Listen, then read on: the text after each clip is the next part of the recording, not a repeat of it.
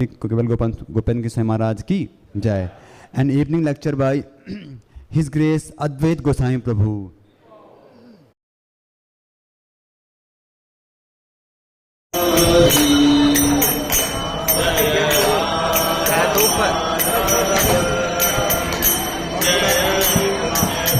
प्रभु जी मना करते हैं, फीडबैक हटा दो।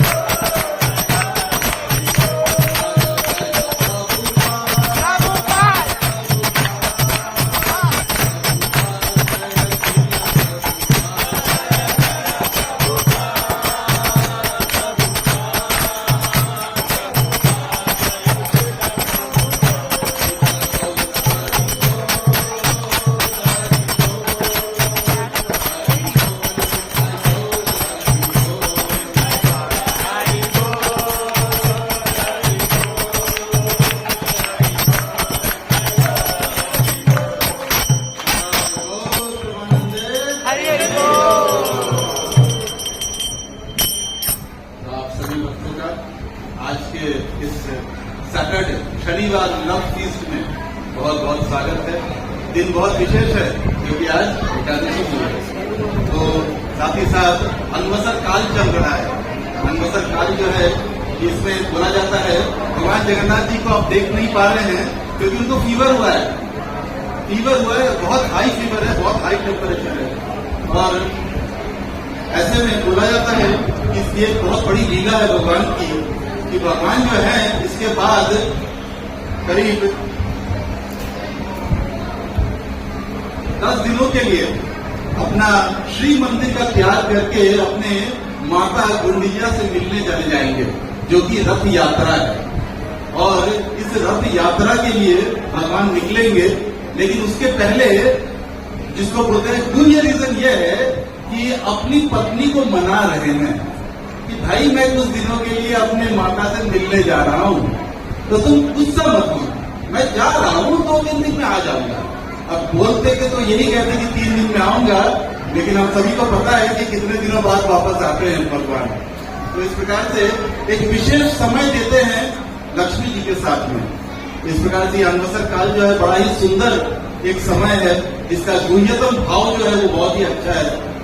तो आज विशेष करके सभी ने बोला कि जगन्नाथ जी के ऊपर ही बोलना है, जगन्नाथ रथ यात्रा पे।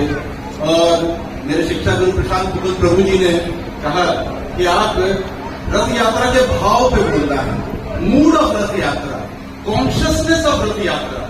हम लोग रथ यात्रा का मतलब यही समझते हैं कि रथ को पकड़ के खींचना, लेकिन क्या भाव होना चाहिए, क्या सोच के रथ को खींचे, क्यों पकड़ के खींचे, ये सारी चीजों पे अभी हम सोचेंगे कि उस पर जरा मनन करेंगे कि क्या क्या चीजें एक्चुअली में इन घटनाओं के पीछे हो रही है और हमारा मनोभाव क्या होना चाहिए।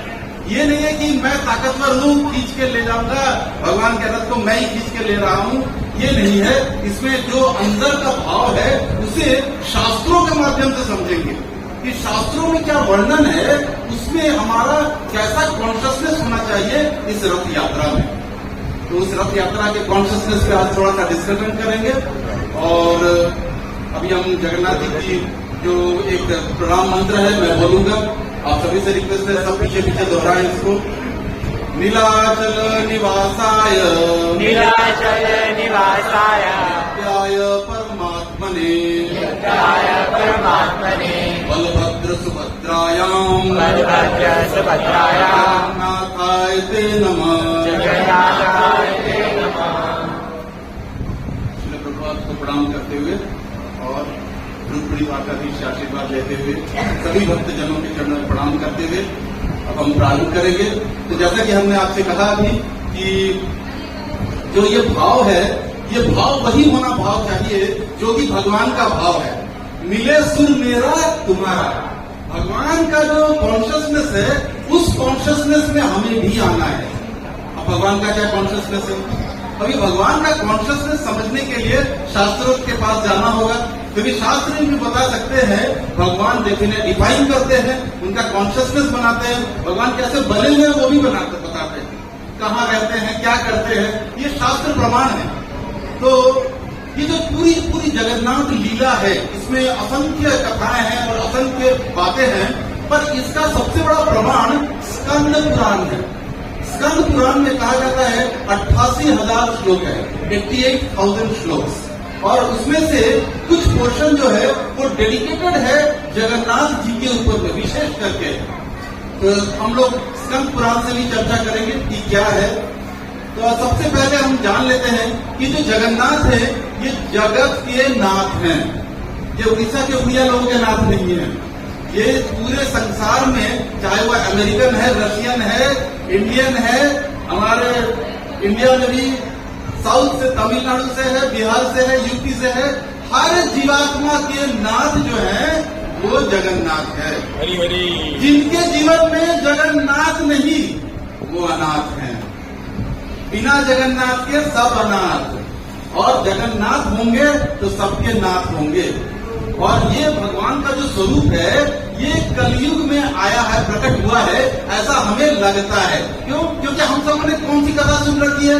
हमने सुन रखी है कि ऐसे इंद्रद्युम्न महाराज थे, उनको स्वप्न में आए, भगवान ने कहा मैं लकड़ी के वेश में तैरता हुआ आऊंगा, निकाल लेना। फिर अपने विश्वकर्मा जी आए, उन्होंने बोला 21 दिन के लिए मैं अंदर हूँ, कोई दरवाजा नहीं खोलेगा। पर गुंडीचा माता तो आखिरकार माता है, माता में तो वात्सल्य प्रेम होता है। तो माता को लगा 14 दिन के बाद कि बूढ़ा ब्राह्मण जो अंदर में बना रहा था, उसका खटर खुटर पटर फुटर सब आवाज बंद हो गया, एकदम शांत है। कहीं मन तो नहीं गया? क्योंकि उसने न तो भोजन लिया न पानी लिया, 14 दिन तक, 2 हफ्ते तक वो अंदर बंद रहा। तो माता ने बोला कि नहीं, इसे खोल के देखना जरूरी है। और जब वो खोलते हैं तो हम सभी जानते हैं कि ये भगवान का स्वरूप उनको दिखा, और ये भगवान ऐसे ही हुए, और विश्वकर्मा जी जितना बनाए थे उतना छोड़ के चले गए। और कैसा मिला? ऐसा स्वरूप मिला जिसमें आंखें बड़ी बड़ी, इतनी बड़ी बड़ी आंखें हैं भगवान की, पलके है ही नहीं, कोई आईब्रोज नहीं है, कुछ नहीं है, आईलिड्स भी नहीं है। ये जो छोटी छोटी पलके हैं जो हम छपकाते हैं, ये भी नहीं है भगवान का। और साथ ही साथ हाथ तो समझो इतने छोटे हैं कि मतलब ढूंढना पड़ता है भगवान को। सारा वेशभूषा हो जाए, श्रृंगार हो जाए तो हाथ ढूंढना पड़ेगा आपको। छोटे छोटे हाथ है, पाँव वो तो दिखाते ही नहीं है।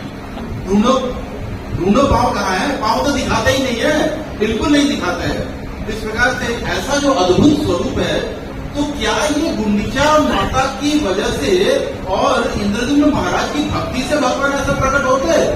शास्त्र बोलते नहीं, ये जगन्नाथ स्वरूप शाश्वत स्वरूप है। ये भगवान का आदिकाल से यही स्वरूप है। वो तो एक कारण बने इंद्रद्युम्न महाराज और गुंडीचा माता, जिसकी वजह से भगवान इस प्रकार के इस फॉर्म में प्रकट हुए। लेकिन सच्चाई तो यह है कि भगवान का शाश्वत स्वरूप है जगन्नाथ जी का इस प्रकार। और इसके विषय में, इस स्वरूप के भाव के विषय में थोड़ा सा समझेंगे कि कैसे ये शाश्वत स्वरूप आया, ये कैसे शाश्वत स्वरूप प्रकट हो गया। तो इसमें कथा आती है, इसमें स्कंद पुराण बताते हैं कि एक बार द्वारका में जब भगवान श्री कृष्ण थे, और उस समय रुक्मिणी माता सुबह उठ के भगवान को विदर्भ सभा के लिए जाते हैं, जो भगवान सुधर्मा सभा के लिए जाते हैं। तो सुधर्मा सभा में जाते जाते जब भगवान को तैयार कर रही थी माता, तो उस समय रुक्मिणी माता ने भगवान से पूछा कि रात में आप क्या क्या क्या आवाजें करते हो? तो भगवान ने बोले क्या आवाज करता हूँ? तो उन्होंने बोला कि भगवान जो है वो आवाजें निकालते हैं, हे राधिके। क्या आवाज निकालते हैं? हे राधिके, हे विशाखे, हे विशाखे। पीछे वालों का आवाज नहीं देनी है, सिर्फ सामने वालों का आवाज देनी है। तो भगवान को इस प्रकार से भगवान आवाज निकालते हैं, हे राधिके, हे विशाखे, हे नंद, हे यशोदा। अपनी माता, अपने पिता, जो ब्रज के जितने गोप गोपिकाएं हैं, सभी को भगवान याद करते हैं और उनको पुकारते हैं। तो इस प्रकार से भगवान ने इस प्रश्न का उत्तर नहीं दिया, रुक्मिणी माता को इस प्रश्न का उत्तर नहीं दिया, और सीधा सीधा सुधर्मा सभा की तरफ चले गए। तो रुक्मिणी माता को लगा कि शायद मैंने कोई गलत प्रश्न पूछ दिया है, ये प्रश्न शायद मुझे पूछना नहीं चाहिए था। तो लेकिन अब पूछ दिया था, और मन में बड़ी उत्सुकता भी थी कि इसका उत्तर कहाँ से मिलेगा। तो हमारे जो देवकी और वसुदेव है, वसुदेव जी की एक और पत्नी है, उनका नाम है रोहिणी। रोहिणी माता से बलराम जी का प्राकट्य होता है। तो रोहिणी माता जो है, उन्होंने उस समय वो द्वारका में उपस्थित थी, और सभी रानियां यानी कि 8 मेन भगवान की पटरानियां जो हैं, उन लोगों ने रोहिणी माता को बोला कि माता, आपने तो भगवान का जो ब्रज का जो जीवन है, 11 साल 56 दिन आपने देखा है, अपने सामने में सारी लीलाएं भगवान ने की है, तो जरा बताइए हमें कि ऐसी क्या चीज है जिसके लिए भगवान रात में सोते सोते भी उनको याद करते हैं। तो रोहिणी माता ने बोला कि देखो रुक्मिणी, ये लेकिन बड़ा ही गुह्य ज्ञान है, बहुत ही डीप नॉलेज है, सीक्रेटिव नॉलेज है, और इसको अगर तुम्हें समझना है, इसको जानना है, तो एक ऐसा स्थान चुनो जहाँ पे कि हम बैठे, और केवल जो लोग इसमें जिनको योग्यता प्राप्त है वही केवल सुने। तो मैं ये बताना चाहूंगा कि आप जितने लोग आज यहाँ बैठे हुए हैं, सबको भगवान जगन्नाथ ने चुना है, क्योंकि आप योग्यता प्राप्त हो तभी आपको ये कथा सुनने को मिल रही है। और उन्होंने ये भी बोला कि एक चीज का ध्यान रखना होगा रुक्मिणी कि जितने भी भगवान है यहाँ पे, जितने भगवान श्री कृष्ण है और बलराम जी है, ध्यान रखना होगा कि वे इस कथा को नहीं सुने, क्योंकि इस कथा में इतना रस है, इतना प्रेम है कि भगवान द्वारका की लीला भूल जाएंगे और सीधा राधिके राधिके करते करते वृंदावन की तरफ चले जाएंगे। तो अब इसके लिए किसे अपॉइंट किया जाए, कौन इसकी रखवाली करेगा? तो सारे अपॉइंटमेंट में सोच के बताया गया कि अपॉइंटमेंट हुआ सुभद्रा महारानी का। अब सुभद्रा महारानी जो है वो भगवान की बहन है। सुभद्रा महारानी को बोला गया है कि आप डोर पे खड़े रहिए और देखिए कि कहीं से कृष्ण और बलराम नहीं आए। अगर उनको आपने दूर से भी देख लिया तो बोल रहा है कृष्ण आ गए, बलराम आ गए, तो कथा वहीं पे स्टॉप हो जाएगी।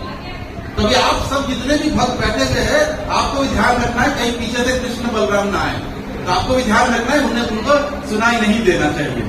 तो ऐसे ही होने के बाद भगवान की 8 मेन पटरानियां हैं। किसी को पता है सबों के नाम? भगवान के 8, ये 16,108 की बात नहीं कर रहा हूं, सिर्फ 8 मेजर पटरानियां हैं। सबसे पहले कौन है? रुक्मिणी माता है। उसके बाद कौन है? सत्यभामा। उसके बाद कौन है? जामवंती। जामवंती माता के बाद कौन है? कालिंदी। कालिंदी माता के बाद कौन है? मित्रविंदा, नग्नजीती, भद्र और लक्ष्मणा। ये 8 भगवान की पटरानियां हैं। और ये लोग कैसे बैठे? वहां पे रोहिणी माता, ऐसे समझिए कि कमल का पुष्प है, उसके बीच में रोहिणी माता बैठी है और 8 दलों पे 8 पटरानियां बैठी है भगवान की। और जो रोहिणी माता है, अब वो कथा प्रारंभ कर रही है। रोहिणी माता ने बताया कि देखो, जब भगवान का प्राकट्य कंस के जेल में मथुरा में हुआ था, कारागृह में, तो वो देवकी और वसुदेव के वहां पे इसमें प्रकट हुए थे। और देवकी और वसुदेव ने जब भगवान का स्वरूप देखा तो उनको मन में ये इच्छा हुई और उन्होंने बोला कि इतना सुंदर भगवान का स्वरूप है कि हम तो भगवान के लिए यज्ञ करेंगे। और साथ ही साथ वसुदेव जी ने बोल दिया 1 लाख गाय दान दूंगा मैं। अब जेल के अंदर में जहां पहनने को कपड़े नहीं है, वहां पे 1 लाख गाय कहां से आएंगी और कहां से दान होगा? अब ये तो उन्होंने बोल तो दिया, लेकिन उसके बाद तो भूल गया। लेकिन उसके बाद भगवान जब आए, मथुरा में आए, कंस का वध किया, उग्रसेन जी को छुड़ा लिया, सारा कुछ करने के बाद सभी को लेके, मथुरा वासियों को लेके द्वारका में सेटल करा दिया। सारे लोग अच्छे से रहने लग गए। अब तो वसुदेव जी के पास अब तो राजा है, तो राजा के पास तो 1 लाख गाय कोई बड़ी बात है नहीं, लेकिन भूल बैठे हैं। याद दिलाने का काम किसका है? नारद मुनि। नारद मुनि नहीं भूलते हैं और रसाचार्य हैं, उनको तो हर चीज में रस वर्धन करना आता है। जैसे गन्ने को पीस के रस निकालते हैं, वैसे ही हमारे रसाचार्य हैं नारद मुनि, उनको हर भगवान की लीलाओं में रस निकालना आता है। तो उन्होंने याद दिला दिया, वसुदेव जी याद करो जेल में क्या बोला था, अपने वचन को पूरा न करना अपराध है। वसुदेव बोले no problem, I am ready, मैं तो रेडी हूं, क्योंकि अब तो सब कुछ है मेरे पास में, धन धान्य ऐश्वर्य सब है। तो स्थान चुना गया प्रभास। प्रभास में यज्ञ होगा, बहुत बड़ा यज्ञ होगा। उन्होंने बोला 1 लाख क्या, मैं और कई लाख गाय दान करूंगा। सब कुछ तैयार हो गया। भगवान को ये करके प्लान किया गया कि भगवान के नाम पे यज्ञ होगा, गाय दान होगी, ब्राह्मणों की सेवा होगी, सब कुछ प्लान हो रहा है। बड़ी जबरदस्त प्लानिंग चल रही है। इतने में जब ये सब कुछ हो रहा था तो अब आया क्वेश्चन कि इनविटेशन कार्ड, इतना बड़ा यज्ञ हो रहा है तो इनविटेशन कार्ड भी तो देना होगा। तो खोजा गया कि कौन है जो तीनों ब्रह्मांडों में जाके इनविटेशन कार्ड दे। फिर से नारद मुनि को बोला गया कि भाई आप तो सारे ब्रह्मांड में इधर उधर भ्रमण करते हो, तो ये कार्ड दे देना कि कृष्ण जो है वो यज्ञ करेंगे और यहाँ पे 1 लाख गायों का दान होगा। जितने ब्राह्मण हैं, जितने देवी देवता, यक्ष राक्षस, सभी आमंत्रित है, जिसको मन चाहे भूत पिशाच सब आ जाए, सबको यहाँ पे आमंत्रण है। तो ये सब कुछ सुनते सुनते जो उग्रसेन की जो पत्नी थी उनका नाम था पद्मावती। पद्मावती ने ये सब चीजें सुनी और जब नारद जी जाने को हुए तो उन्होंने नारद जी को बोला जस्ट अ सेकंड इधर आओ। तो नारद जी को लगा कि शायद कुछ और माता को बोलना है, तो पद्मावती ने बोला कि देखो नारद, आप सब जगह जाना, संपूर्ण ब्रह्मांड में जाना, एक स्थान पे मत जाना। कहा? ब्रज। बोले माता ऐसा क्यों? भगवान की जो बचपन की लीलाएं हैं वो ब्रज में तो हुई है और वहां के लोग इन्हें बहुत प्रेम करते हैं। माता हंस के बोलती है कि प्रेम करते हैं, उनके जैसा निष्ठुर कोई हो नहीं सकता है। नारद जी बोले ऐसा क्यों कहा आपने? उन्होंने बोला कि जरा सोचो, यशोदा के जितनी निष्ठुर माता को आज तक कोई हुई नहीं है। इतने छोटे से बच्चे को उखल से बांध के धूप में खड़ा कर दिया। एक छोटा लड़का क्या मिल गया, एक बच्चा क्या मिल गया, 55 से 4 साल का हुआ नहीं कि उसके हाथ में डंडा पकड़ा दिया और कंबल पकड़ा के गाय चराने भेज रहे हैं। ये कोई माता ऐसी करती है क्या?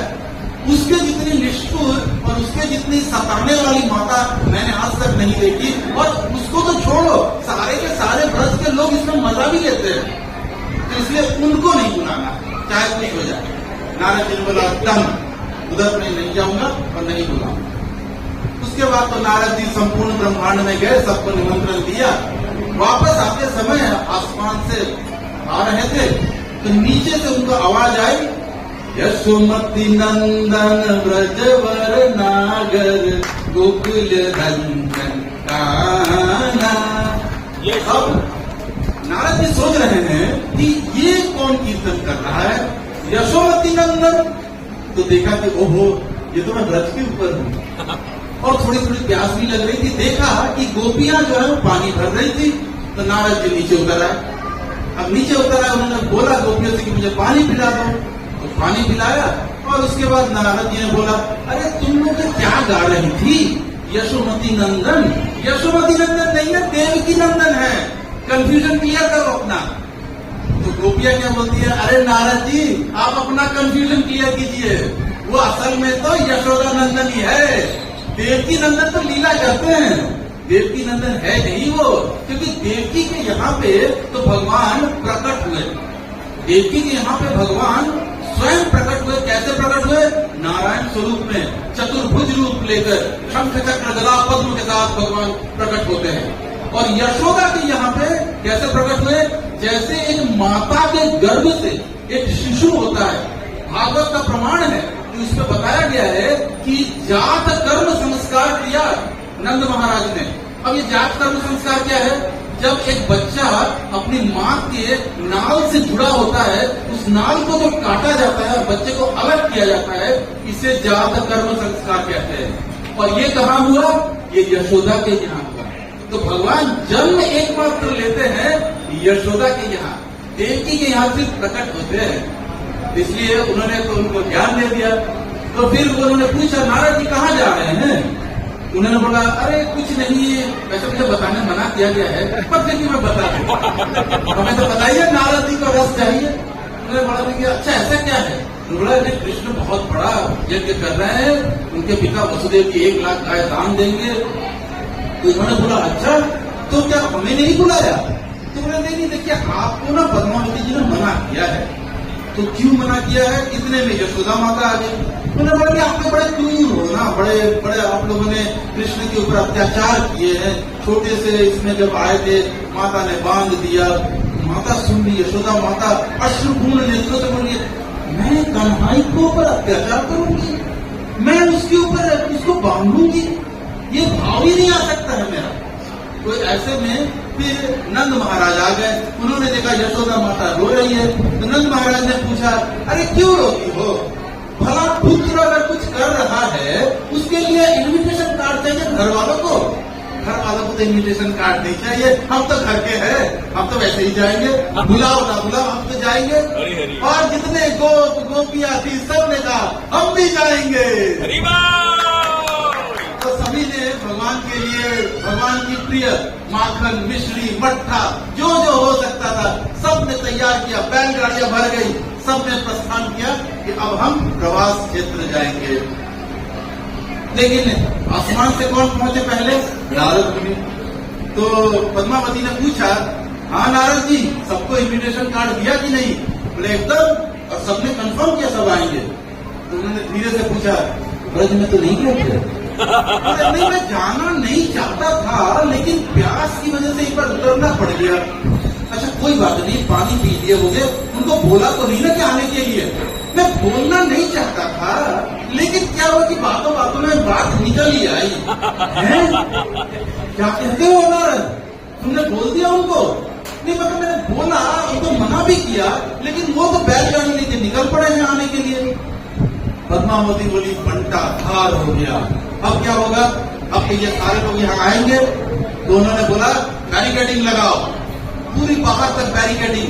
जैसे हमारे यहाँ पे भी जब जन्माष्टमी होती है बैरिकेडिंग लगती है, वैसे ही बैरिकेडिंग, सारे पॉइंट्स पे सैनिक खड़े करो। जहां भी देखो ये ब्रज के लोग अगर आते हैं तो इमीडिएटली वहीं पे रोको इनको। तो ये सारी कुछ तो हुआ, लेकिन ब्रज के लोग तो कृष्ण का गीत गाते गाते उनको स्मरण करते करते सीधा प्रभास में यज्ञ स्थली तक करीब करीब पहुंच गए। जहां तक आखिरी बैरिकेडिंग थी वहां तक पहुंच गए। पद्मावती को खबर मिली, पद्मावती बोली, मैं अभी आती हूँ। वो बाहर निकल आई, बाहर निकल के मेन गेट के सामने जहाँ पे बैरिकेडिंग था वहां खड़ी हो गई। कोई नहीं जाएगा अंदर, तुम में से कोई अंदर नहीं जाएगा। तो ऐसा सुनने पे उन्होंने बोला, ब्रज के लोगों ने, देखिए हम बड़े दूर से आए हैं, इतना सारा सामान लेके आए हैं, तो अच्छा ठीक है अंदर मत जाने दो पद्मावती जी, खाली भगवान का कृष्ण का एक बार दर्शन करा दो। तो नारद जी भी आ गए उधर से, बोले कि अच्छा देखो ये डिमांड पूरी हो सकती है, कि इतना कोई डिफिकल्ट डिमांड नहीं, अंदर तो नहीं जा रहे ना, अब जितने दिन जाके चलेगा उतने दिन बैठेंगे नहीं, एक बार दर्शन करा दो, झलक दिखा दो, ये अपने वापस अपना व्रत को चले जाएंगे। तो पद्मावती की अब सोच में पड़ गई क्या करे। बोले चलो अच्छा ये वाला ही डिमांड पूरा करते, कम से कम ये निकले तो यहाँ से ये लोग। पद्मावती ने आवाज लगाई, कृष्णा। कृष्णा। क्या आवाज लगाई? कृष्णा। फिर से आवाज लगाई, कृष्णा। भगवान सुनेगी? भगवान तो अंदर बैठ के यज्ञ कर रहे हैं, यज्ञ में भी एकदम ओम ओम करके घी तेल डाल रहे हैं, और वहां पे मंत्रोच्चारण हो रहा है, कहां से सुनाई पड़ेगा? तो इतना सब कुछ हो गया। पद्मावती बोली, देखो मैंने बुला लिया, कान्हा जी कृष्ण नहीं आए, अब आप लोग जाए, हो गया ना, दर्शन नहीं हो सकता है।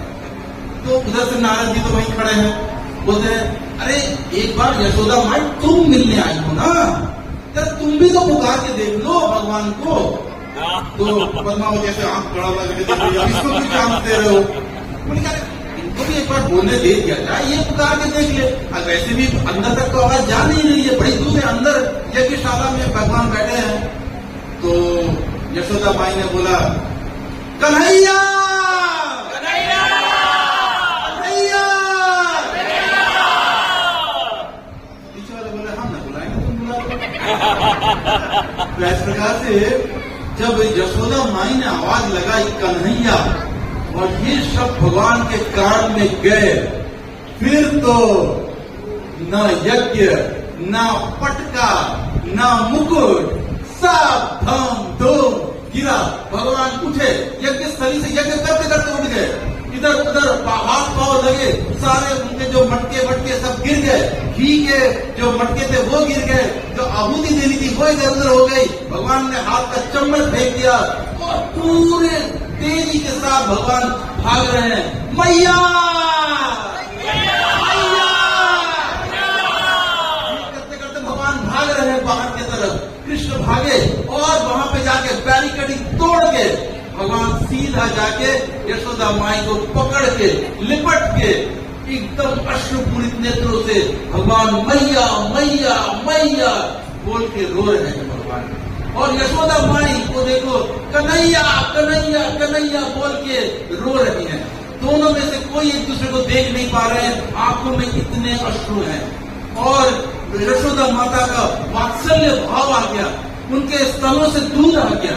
आप विश्वास कर सकते हैं यशोदा माता कितनी व्यस्त गोपिका हैं, उनके स्तनों से दूध आ गया, वात्सल्य भाव इतना जाग गया। और इस प्रकार से भगवान जो है यशोदा से मिलके इतना रोए, उनका का पूरा कपड़ा भगवान ने रो रो के भिगा दिया। और इस लीला को कौन देखे? ये लीला को देखे ब्रह्मा जी। ब्रह्मा जी क्या बोल रहे हैं? ब्रह्मा जी बोलते हैं अहो भाग्यम अहो भाग्यम। आप भी बोलिए ब्रह्मा जी के साथ, अहो भाग्यम अहो भाग्यम नंद व्रज गोप ओकसाम यत् मित्रं परमानंदम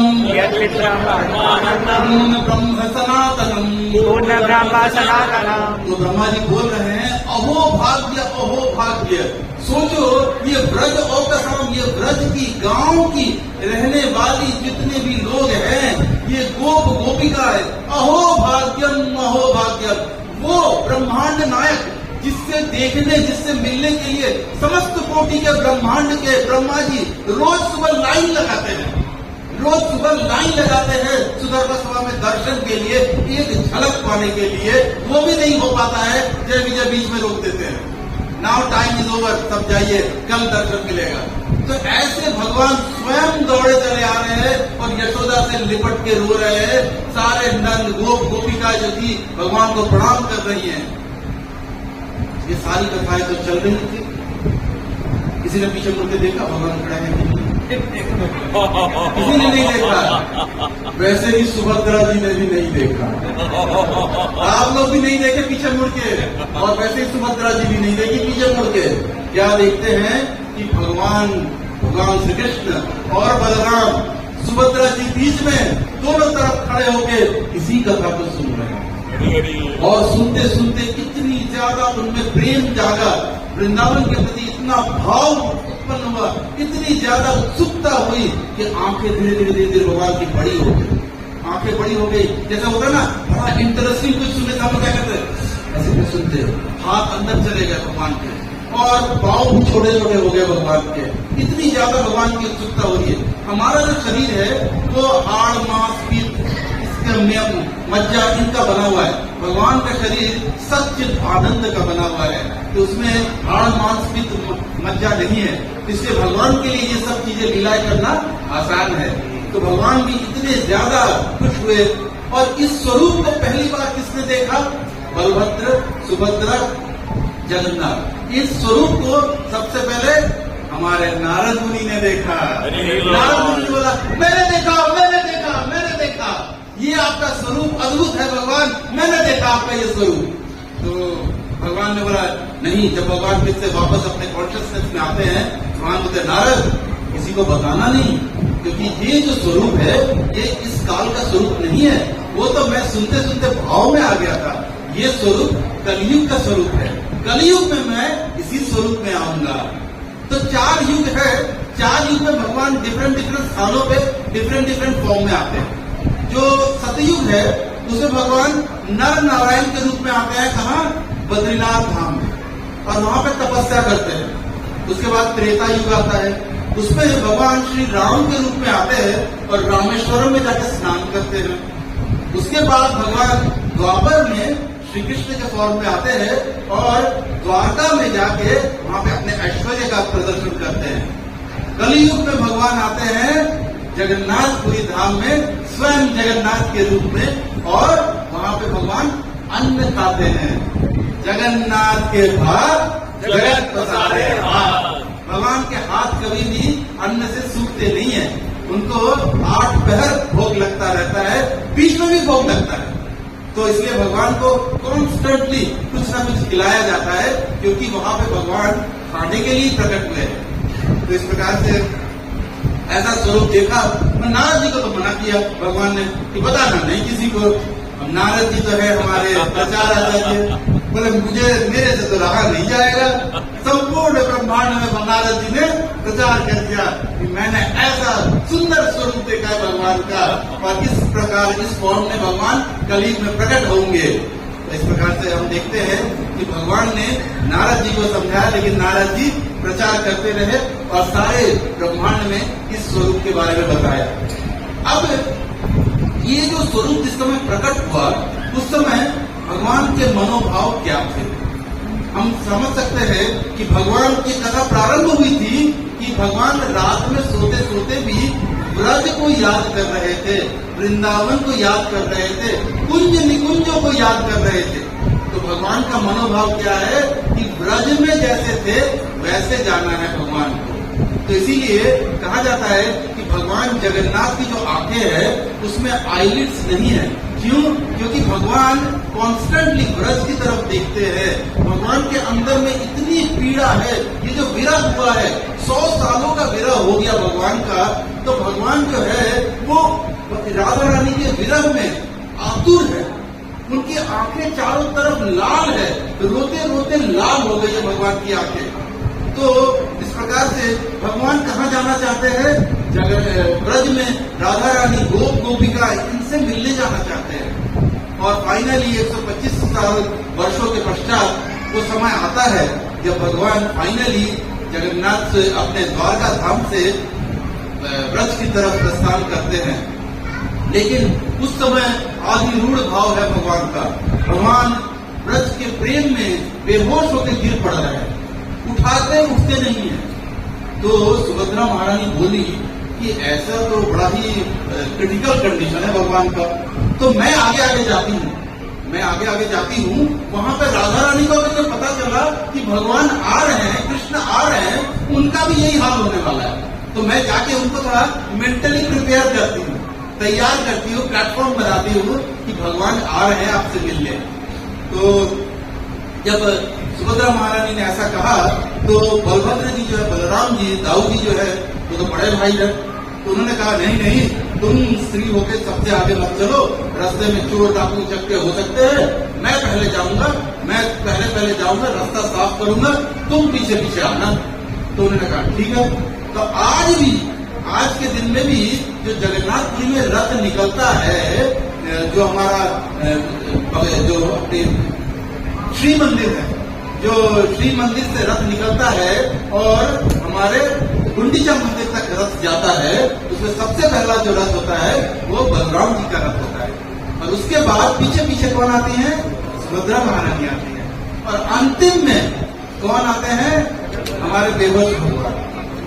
वो भगवान तो उठ के खड़े ही नहीं हो पा रहे। आप देखेंगे कि जो बलराम जी को है बड़ा आसानी से लाके रथ पे आरूढ़ कर दिया जाता है, सुभद्रा महारानी भी आराम से आके रथ पे आरूढ़ हो जाती है।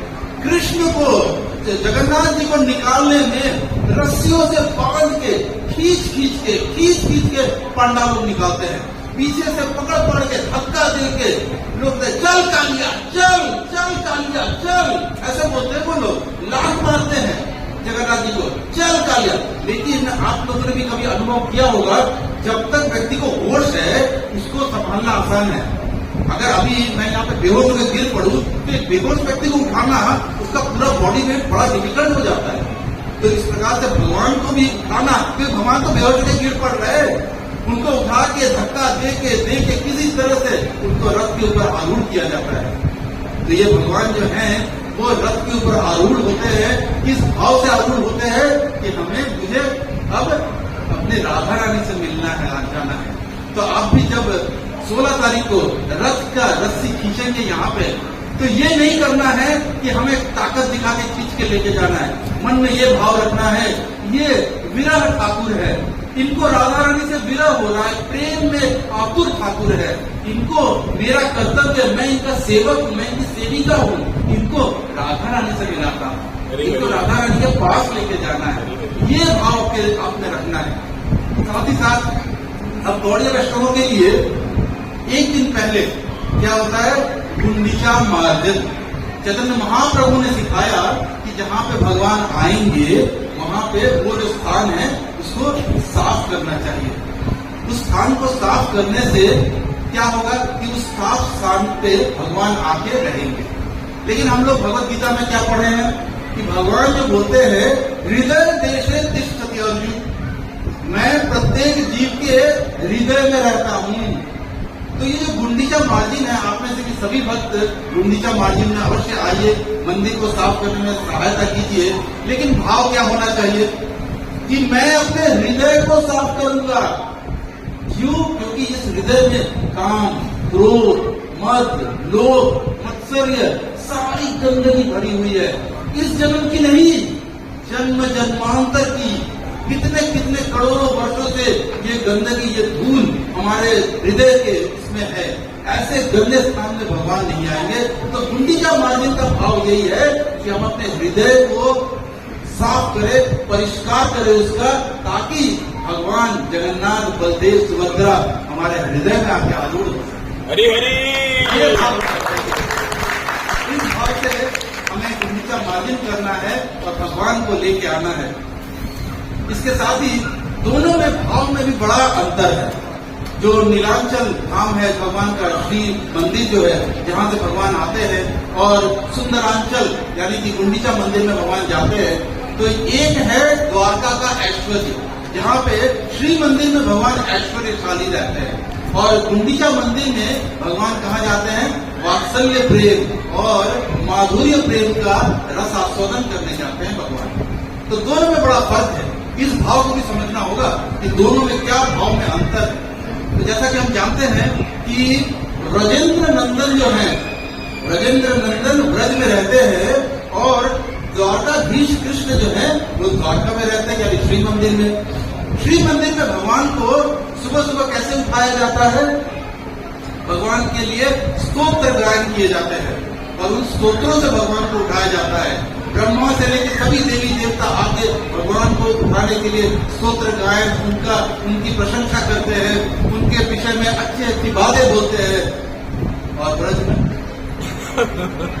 में गोपिका जो व्यस्त गोपिका है, उल्हाना देती है, ये यशोदा तेरे लाला ने ये किया, कल पट्टी छोड़ दी, कल चोरी कर दी, अरे मक्खन खाया तो खाया, उस मटकी में मूत्र विसर्जन करके आया। तो उल्हाना देती है, उल्हाने दे के उठाते हैं। और यहाँ पे भगवान की तारीफ हो रही है, वहाँ पे भगवान को डबट डबट के उठाया जा रहा है। और भगवान को प्रेम किससे है, उस डांट से ही प्रेम। हरि हरि। यहाँ पे भगवान ऊपर से नीचे तक सोने रत्न मणियों से, पूरे ऊपर से नीचे तक पांव की जूती तक मणियों से लगी भरी हुई है। लेकिन जो ब्रज में भगवान कैसे चलते हैं, कंटक भरे रास्तों पे नंगे पांव चलते हैं। भगवान चप्पल नहीं पहनते, जूते नहीं पहनते ब्रज में, भगवान ब्रज में नंगे पांव चलते हैं। अगर एक और भाव देखे, बड़ा सुंदर भाव है कि भगवान जब द्वारका में रहते हैं, ये चारों तरफ समुद्र है, और ये जो समुद्र का आवाज है ना, समुद्र आप्लावित होके बड़े बड़ी लहरें आती है, और ये लहरों की बड़ी शोर और आवाज होती है। अगर आपने से कोई द्वारकाधीश अभी भी गए होंगे, आपने देखा होगा कि एकदम सामने समुद्र है। तो उस समुद्र के पास में भगवान का ऐश्वर्यशाली मंदिर है और उनका स्थान है। लेकिन जब भगवान ब्रज में होते हैं, तब क्या होता है, यमुना तीरे धीर समीरे वसती वने वनमाली। यमुना के तीर में हल्की हल्की वायु होती है, उसमें मधुर मधुर भगवान वेणु बजाते हैं, रास लीला करते हैं, गोपियों के साथ भगवान नृत्य करते हैं। तो ऐसा सुंदर वातावरण है ब्रज का।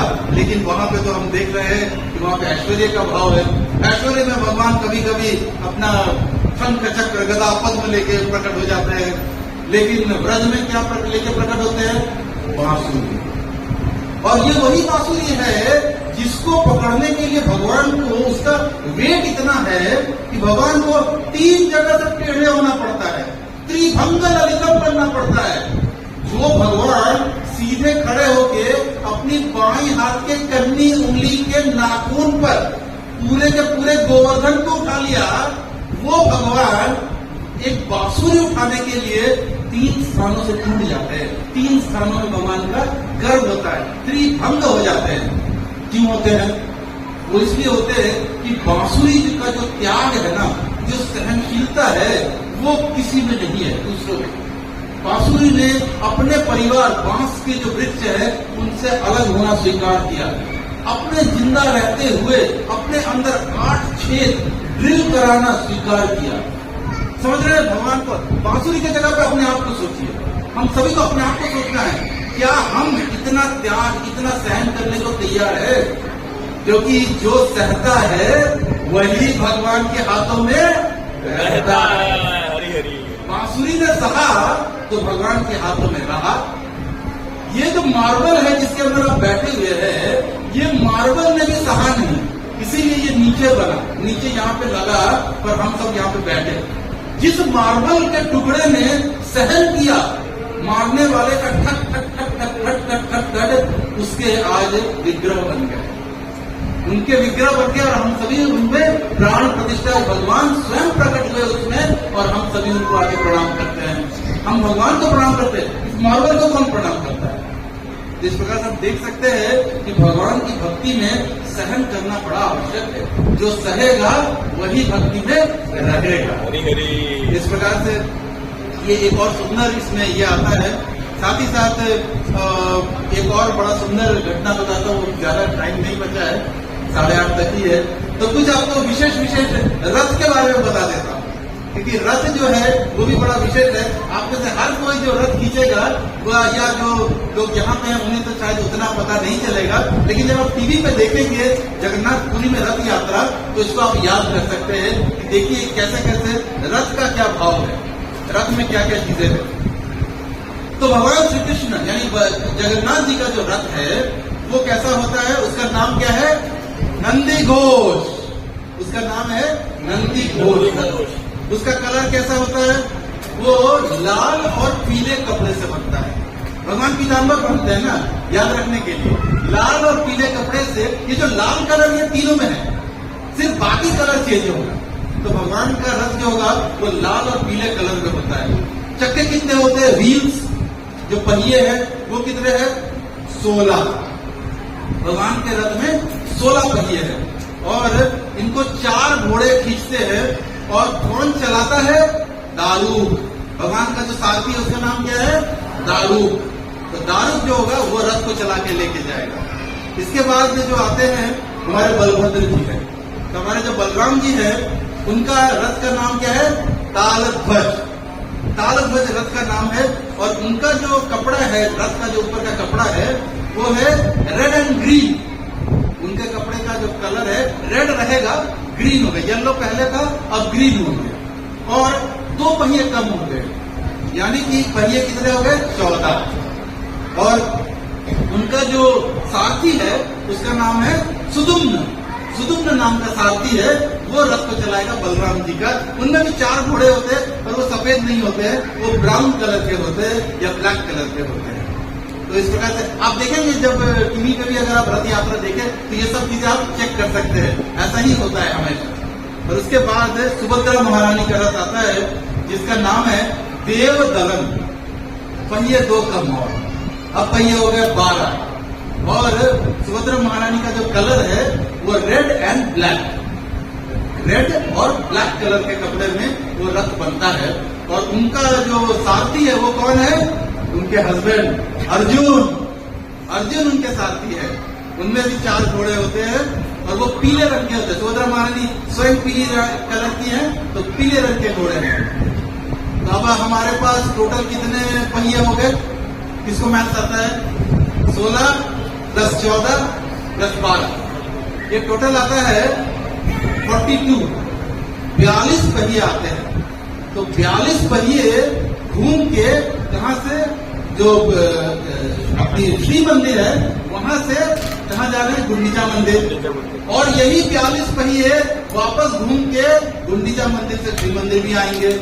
तो 42 + 42 84। फिगर मैच कर रहा है। 84। इस 2 यात्राओं का अगर किसी ने देखा तो कहा जाता है उसको 84 लाख योनियों में भ्रमण नहीं करना होगा। भगवान की जाने की यात्रा और आने की बहुला यात्रा, पांडी विजय यात्रा। जाने को पांडी विजय, आने को बहुला यात्रा बोलते हैं। जब इसे किसी ने देख लिया और ऐसे भगवान को रथ पे आरूढ़ देख लिया, उसको फिर से 84 लाख योनियों में भ्रमण नहीं करना पड़ेगा। साथ ही साथ एक बड़ा सुंदर श्लोक भी आता है, डोले टू डोल गोविंदम। बोलिए आप, डोले तु डोल गोविंदम, चापे तू मधुसूदनम, चापे तु मधुसूदनम, रथे तू वामनम दृष्ट्वा, रथे तु वामनं दृष्ट्वा, पुनर्जन्म न विद्यते, पुनर्जन्म न विद्यते। रथे तू वामनम दृष्ट्वा। तो रथ के ऊपर में वामन को देख के आपका पुनर्जन्म नहीं होगा। साथ ही क्या बोला? डोले टू डोल गोविंदम, अब ये भी भगवान का एक उत्सव होता है जिसमें कि टोला यात्रा बोलते हैं, और उसमें जो विग्रह होते हैं वो राधा मदन मोहन विग्रह होते हैं। राधा मदन मोहन विग्रह को ले जाके झूले में झूलाते हैं। तो अगर आपने ये देखा, दूसरा बताया गया है कि भगवान एक बार रामचंद्र जी की जैसे चाप यानी धनुष बाण लेके नरेंद्र सरोवर में नौका विहार करते हैं। ये भी जगन्नाथ जी की एक यात्रा है। हमें लगता है कि एक ही रथ यात्रा है, बहुत सारी यात्राएं निकलती हैं जगन्नाथ जी की। उसमें जब भगवान निकलते हैं उसे आपने देख लिया। या रथे तु वामनम दृष्ट्वा पुनर्जन्म न विद्यते। अब यहाँ पे एक क्वेश्चन भी आता है, ये वामन कहाँ से आ गए? ये वामन का रथे तु जगन्नाथ दृष्ट्वा पुनर्जन्म विद्यते, ये समझ में आता है। ये वामन भगवान तो हमने सुना था कि भाई वो तो इसके लिए क्या नाम है, बलि महाराज के लिए प्रकट हुए थे, 3 पग भूमि मांगी, उसी में सब कुछ समेट लिया भगवान ने, और बलि महाराज को नीचे सूतल लोग भेज दिया और इंद्र को उसकी गति दी। ये थी वामन लीला। अब यहाँ पे वामन कहाँ से आ गए? तो हमारे गौड़ीय वैष्णवों में कहा जाता है कि हर जो महीना है ना, उस महीने का भगवान के नाम से एक नाम है। जैसे कि हम सभी जानते हैं कि कार्तिक के मास को दामोदर मास कहते हैं। इसका एक दूसरा नाम दामोदर है। दामोदर किसका नाम है? भगवान का नाम है। तो कार्तिक को दामोदर बोलते हैं, वैशाख को मधुसूदन बोला जाता है, और ज्येष्ठ को त्रिविक्रम मास कहा जाता है। इसके साथ ही श्रावण को श्रीधर मास कहा जाता है, और भद्रपद को ऋषिकेश मास कहते हैं। और जो अपना आषाढ़ का महीना आता है, ये आषाढ़ महीने में भगवान जब निकलते हैं उसे वामन मास कहते हैं। तो आषाढ़ के शुक्ल पक्ष के द्वितीय तिथि में भगवान रथ पे चढ़ के बाहर निकल के अपने श्री मंदिर से गुंडीचा मंदिर जाएंगे। और इस प्रकार से ये जो रथ यात्रा है, इसे भगवान को रथ के ऊपर में जिसने भी देखा उसका जीवन सफल हो जाता है, और उसका फिर पुनर्जन्म नहीं होता, शास्त्र प्रमाण है। और भगवान अपने रथों के लिए, हमें ये लगता है कि शायद जितने पुरी में 1 लाख 5 लाख 10 लाख भक्त हैं, वो खींच के रथ को लेके जाते हैं। बड़ा डंडा रोड बोलते हैं उसको, उस रोड पे भगवान को ले जाते हैं। लेकिन ये बिल्कुल गलत विचारधारा है। यहाँ पर भी द्वारका में भी इस्कॉन द्वारका से रथ निकलेगी। अगर आप ये सोच रहे हो कि आप खींच के ले जा रहे हो, तो ये गलत विचारधारा है। भगवान स्वयं से चलते हैं। वही रथ जिसको लाखों लाख लोग मिलके खींचते हैं, जब भगवान को अपने किसी प्रिय विशेष भक्त के लिए रुकना होता है, तो रथ का चक्का जाम हो जाता है। फिर खींचो, 5 लाख 10 लाख 15 लाख जितने लाख चाहे लोग आके खींच लो, भगवान का रथ 1 इंच आगे नहीं बढ़ेगा। इस प्रकार से हम देख सकते हैं कि भगवान जो चलते हैं अपनी इच्छा से चलते हैं। भगवान को जब चलने का मन होगा तो चलेंगे। आपने देखा होगा रथ यात्रा बीच में रुक जाती है, 2 दिन 4 दिन 7 दिन, कभी कभी तो भगवान 1 महीने तक खड़े रहते हैं। ऐसा प्रमाण है कि भगवान 1 महीने तक रथ को खड़े रखे थे कि उनका कोई भक्त जो है वो वृंदावन से चल के आ रहा है। पैदल चल के उस जमाने में कोई ट्रेन या फ्लाइट नहीं होता था। तो इस प्रकार से हम देख सकते हैं। तो हमारा भाव जो है, कॉन्शियसनेस यही होना चाहिए कि भगवान हमें शक्ति दीजिए, आपकी भक्ति कर सके, हम लोग भक्ति में जुड़ सके। भगवान को राधा रानी से मिलाना है, जगन्नाथ जी को राधा रानी से मिलाना है, अपने मन के हृदय को शुद्ध करना है और हृदय में भगवान को बैठाना है। तो आप सभी भक्तों से रिक्वेस्ट है कि इसी मनोभाव के साथ में भगवान जगन्नाथ जी की इस रथ यात्रा का आनंद लीजिए, इस उत्सव का आनंद लीजिए। जो बहुत सुंदर उत्सव है और सभी इसमें अवश्य पधारिए। 16 तारीख को रथ यात्रा है और उसके 1 दिन पहले गुंडीचा पाजिन होना है, उसमें भी आप सम्मिलित हो सकते हैं। आप सभी को यहाँ आने के लिए, मुझे सुनने के लिए बहुत बहुत धन्यवाद। श्रील प्रभुपाद की जय।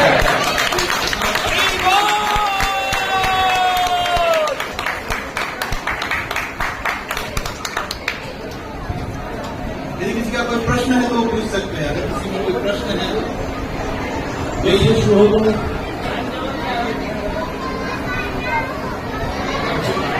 ठीक है, तो फिर अभी हम लोग हरे कृष्णा। हरे कृष्णा। अद्वैत गोसाई प्रभु जी की जय। Thank you very much. Srila Prabhupada की जय। हरे कृष्णा। किसी का कोई प्रश्न हो तो प्रभु से आगे प्रश्न पूछ सकते हैं, और किसी को अगर कुछ कोई भी डाउट हो इस कथा से प्रभु से पूछ सकते हैं।